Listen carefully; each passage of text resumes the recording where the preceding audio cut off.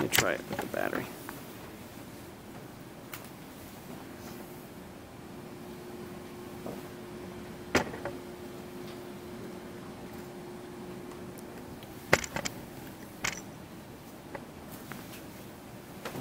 Okay, hello, my name is Heather Ballou.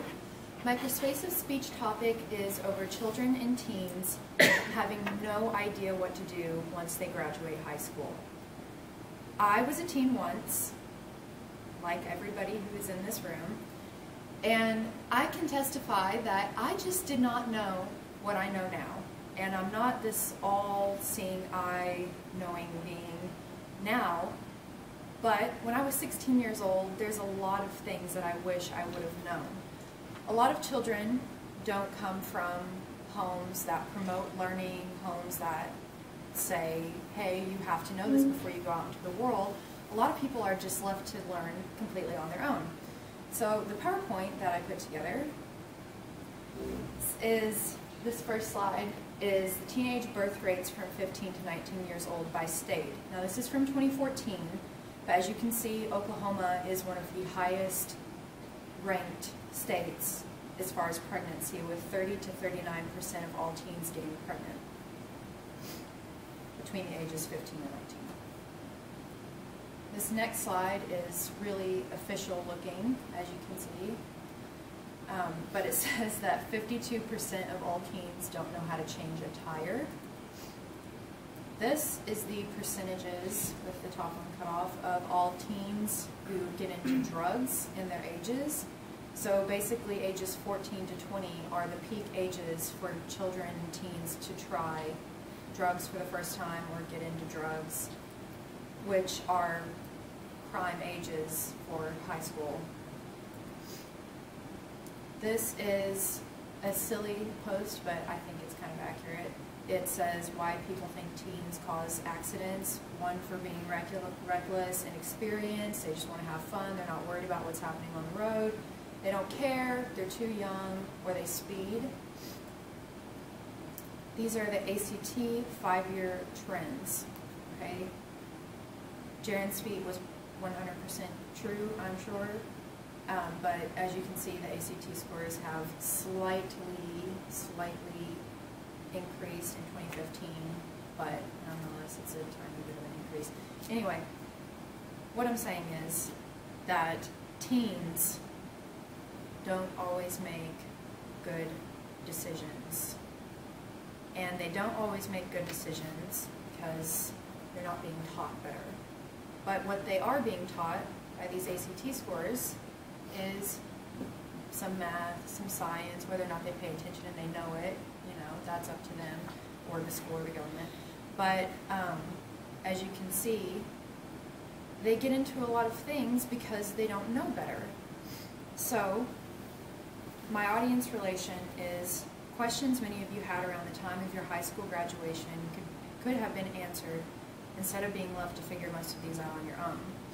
Teens are left to wonder what their next step will be after graduating high school, since no basic skills were taught to them during school.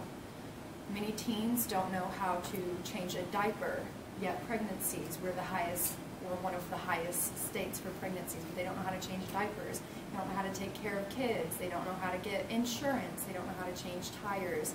All of these things are happening, and our schools are focusing on test scores. So according to Mary Jane Williams in the Washington Post, reading, writing, and basic math skills are not enough to build a self-sufficient adult. Many teens know the Pythagorean theorem, but they don't know how to file their own taxes, or even where to go to file their own taxes. Brianna Boynton from the U.S. News says that there are at least 7 life skills that need to be taught to teens that aren't being taught to teens in high school. So now that you know about the problem, let's talk about what causes the problem. A lack of school funding limits schools from creating classes that will not be nationally tested over. As many of you know, teachers, schools thrive off of test scores and good grades, and if kids aren't excelling or making their appropriate test scores, then it reflects poorly on the teachers. So you can wonder why, if we're only being tested in math, science, reading, why would they have extra classes that someone has to stay late for, and why would they, you know, pay somebody to teach these classes if it's not going to help anybody except for the teen? We're very selfish in our school system that way.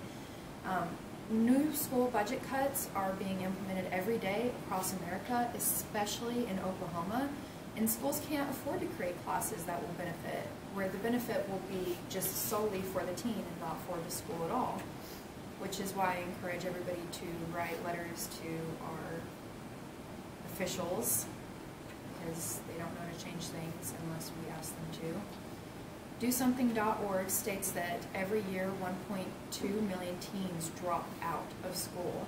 Life hits many teens way too early, and they're forced to quit school, which makes life harder on themselves already. So now that we know what causes the problem, let's look towards how we can raise awareness. There are a couple of solutions in aiding raising awareness. Local communities can start community life skill classes for teens, and teenagers could give classes could give bonus points to teens who attend these classes. Schools could teach life skills included into classes such as home economics or agriculture, like you have to have electives to graduate high school. So some of these courses and some of these basic knowledge life skills can be included into classes such as agriculture and home ec. So many people don't even know how to grow a garden or till a garden or start a garden and just make their own food. You know, my best friend in high school got pregnant when she was 15 years old, and she had no idea. I mean, she had to move in with a guy, and it was just, I mean, she had no idea how to survive in life. So with the support of a parent, teens can apply to a community college that offers basic courses.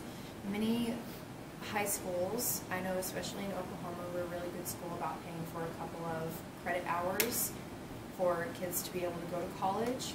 And I encourage teens, young adults, or parents who have teens or young adults who are in high school to encourage your kids to apply to these courses so that they can learn a little bit before they're just flung into the world. Lots of kids are kicked out when they're 18 years old, or forced to leave for another circumstance, or maybe they just want to branch out into life. But like I've said, beating a dead horse, they don't know how a lot of times. So with budget cuts around every corner in schools in Oklahoma, seeking classes to teach life skills while in high school can be difficult, but students should at least be encouraged to explore their options and skills. Teens are left to wonder what their next step will be after graduating high school, since no basic life skills were taught to them. That's all.